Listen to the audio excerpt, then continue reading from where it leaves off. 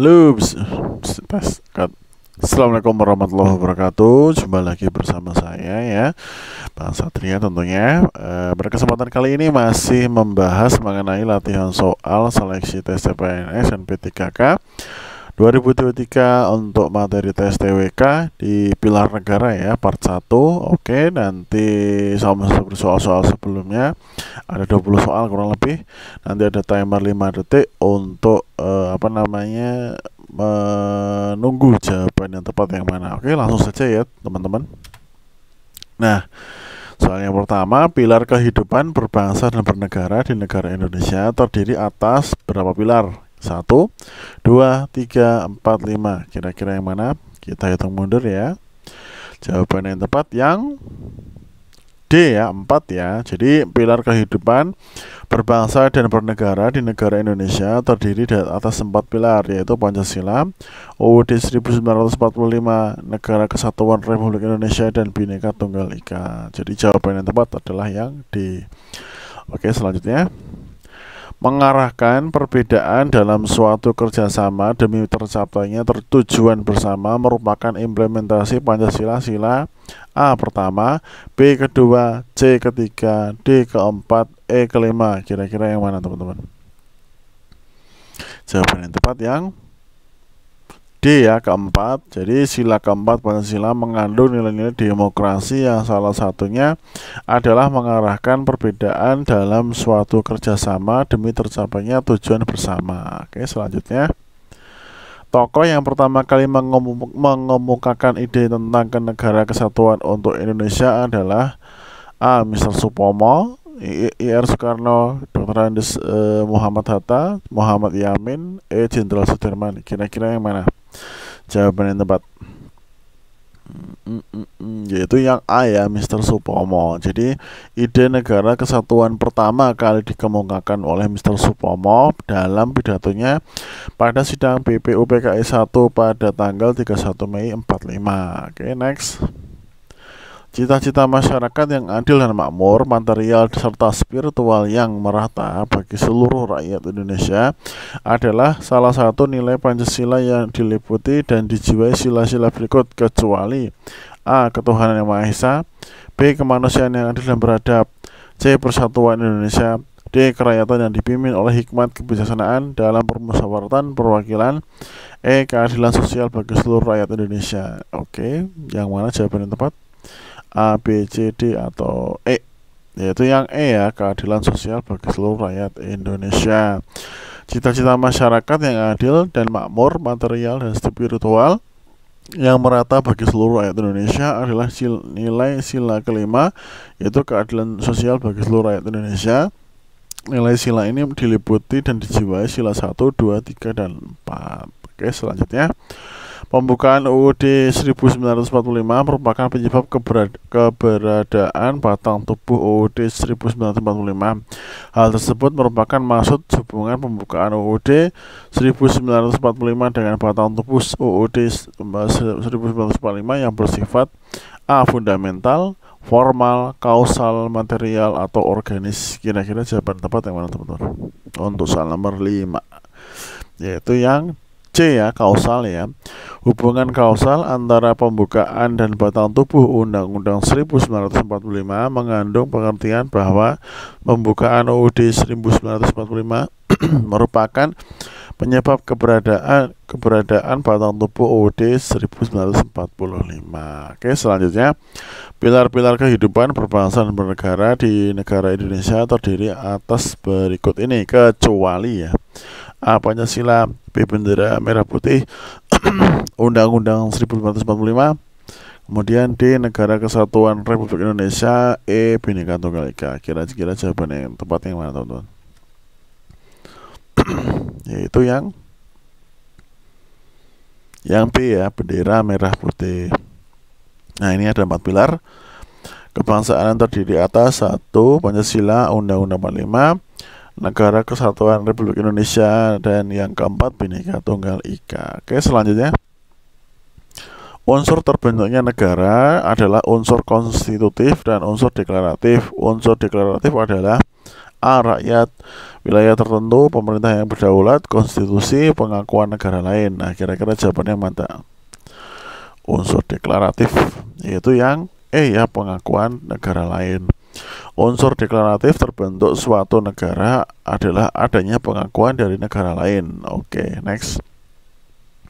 Latar belakang wawasan Nusantara dilihat dari segi sejarah adalah kemerdekaan Indonesia adalah hasil usaha bersama seluruh rakyat Indonesia. Penerapan HAM, C. Musyawarah sebagai pengambilan keputusan bersama, mengutamakan kepentingan masyarakat di atas kepentingan pribadi atau golongan. Kedaulatan tertinggi berada di tangan rakyat. Kira-kira jawaban yang tepat untuk soal nomor 8 yang mana?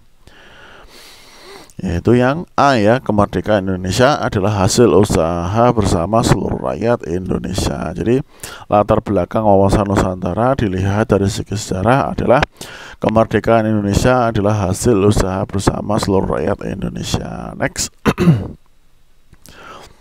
Salah satu hal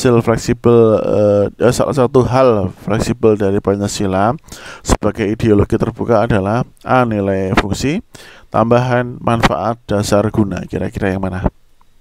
Untuk soal nomor 9, yaitu yang D ya, nilai dasar. Jadi Pancasila sebagai ideologi terbuka memiliki hal-hal fleksibel.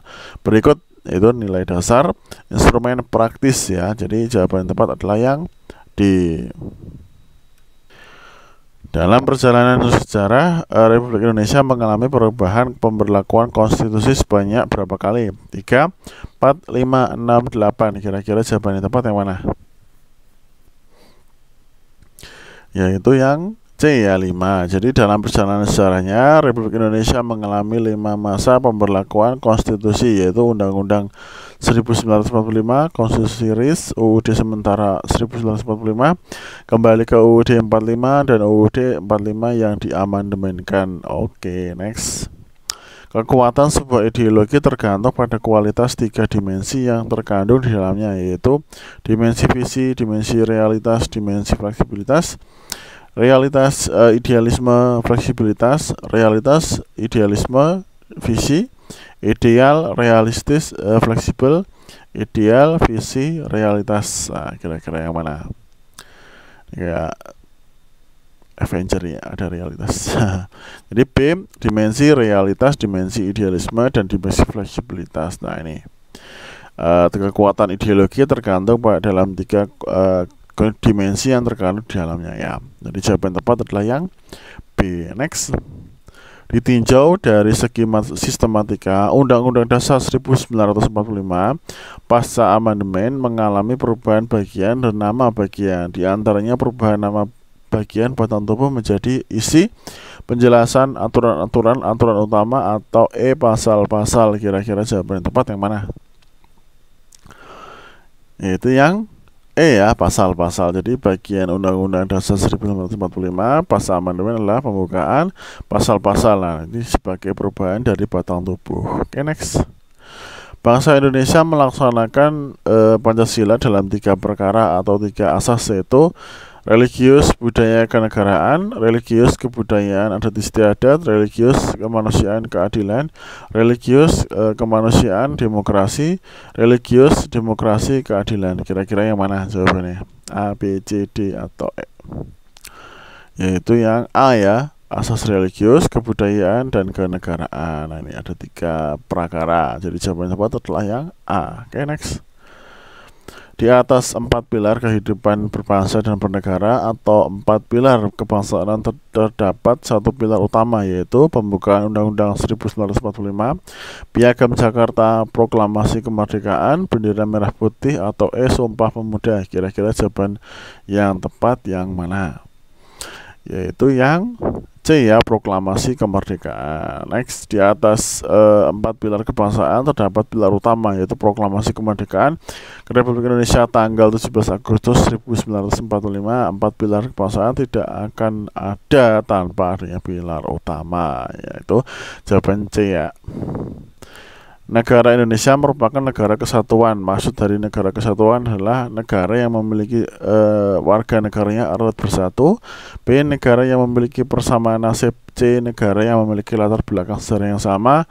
D. Negara kesatuan yang dibentuk atas kesepakatan bersama. E. Negara yang wilayah terdiri atas kepulauan tetapi memiliki rasa persatuan. Kira-kira yang mana?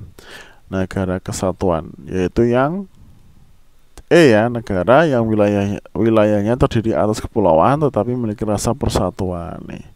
Negara kesatuan yaitu bentuk negara yang terdiri di berbagai wilayah yang terpisah tetapi memiliki jiwa dan perasaan yang bersatu. Next. Penjelasan Undang-Undang 1945 merupakan penafsiran autentik dari Undang-Undang 1945 karena penjelasan tersebut A. diterima secara yuridis sebagai satu kesatuan dan hukum dasar.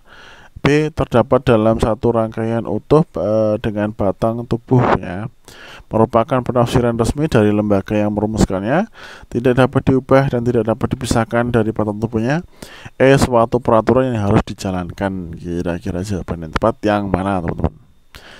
Yaitu yang B ya, terdapat dalam satu rangkaian utuh dengan batang tubuhnya. Nah, penjelasan UUD 1945 merupakan penafsiran autentik dari Undang-Undang 1945 karena penjelasan tersebut terdapat dalam satu rangkaian tubuh utuh dengan batang tubuhnya. Next.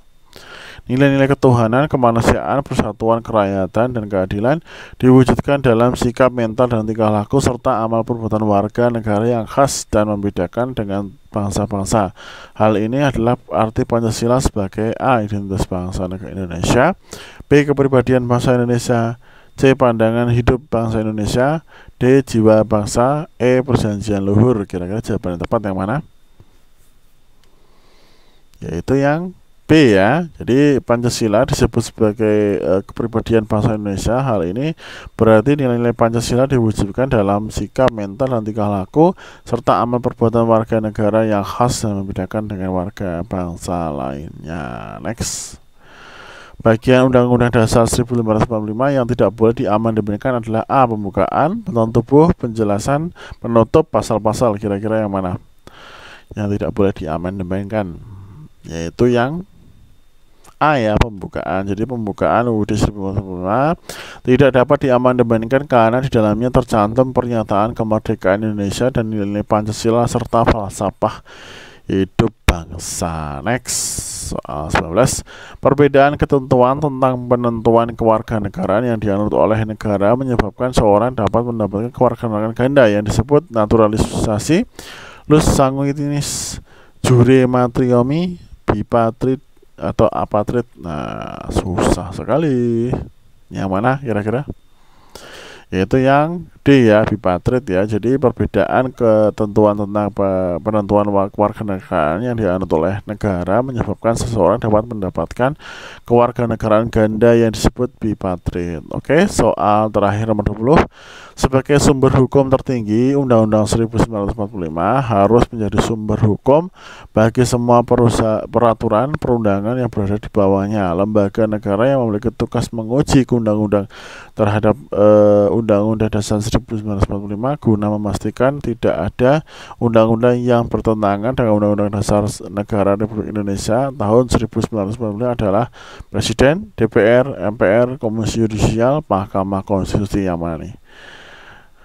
Kira-kira yang jawabannya tepat yaitu yang E ya, Mahkamah Konstitusi. Jadi Mahkamah Konstitusi memiliki tugas menjaga konstitusi, yaitu Undang-Undang 1945 dalam tugasnya untuk memastikan konstitusi sebagai sumber hukum tertinggi. Mahkamah Konstitusi harus menguji segala undang-undang terhadap Undang-Undang Dasar 1945 guna memastikan tidak ada undang-undang yang bertentangan dengan Undang-Undang Dasar Negara Republik Indonesia tahun 45.